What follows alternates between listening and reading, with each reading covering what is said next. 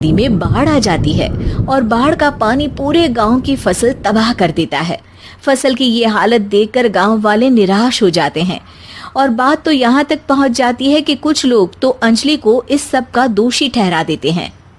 अरे पूरी फसल तबाह हो गई, पता नहीं किसकी नजर लग गई है।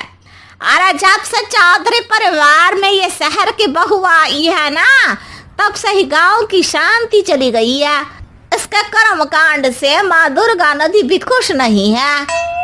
ये सब सुनकर बेचारी अंजलि रोते हुए अपने घर चली जाती है। कुछ दिन बाद सभी गांव वाले अपनी फसल का मुआवजा लेकर अपने अपने घर आते हैं। मुकेश भी 1500 लेकर आता है। अंजलि को जब पासबुक दिखाता है तो अंजलि हैरान हो जाती है। अरे ये पासबुक में तो उन्होंने 4000 की एंट्री करी है और आपको सिर्फ 1500 दिए। सच में? अरे वो सरकारी अफसर आपको बेवकूफ बना रहे हैं। सरकार की तरफ से हमें 4000 मिले हैं, लेकिन बाकी का सारा पैसा खुद ही खा रहे हैं। आप लोग के अनपढ़ होने का फायदा उठा रहे हैं।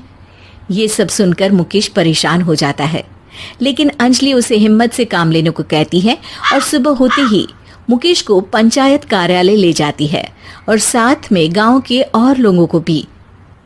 आप सरकारी बाबू क्या गांव के लोगों को बेवकूफ समझते हैं?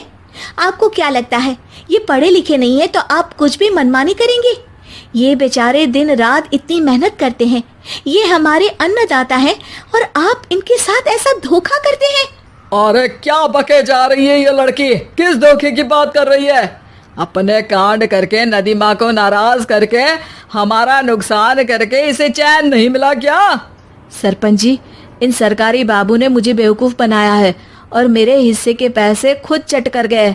बस ये सुनते ही सरपंच वहां से दुम दबाकर भाग जाता है। पता चलता है कि जनपद अधिकारियों ने गांव के सरपंच के साथ मिलकर सबके साथ धोखा किया है।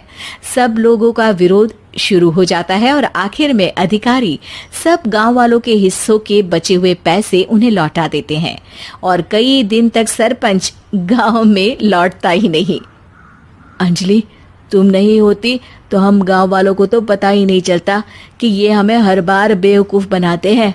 हाँ अंजलि बेटी, हमें माफ कर दो। हम सब तुम्हें बुरा भला कहते रहे, लेकिन तुमने ही आज हमें बेवकूफ बनाने से बचाया है। हमें तुम पर गर्व है बेटी।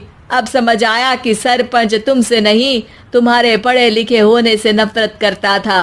क्यों ना इस बार हम अंजलि को ही सरपंच पद के लिए चुन ले?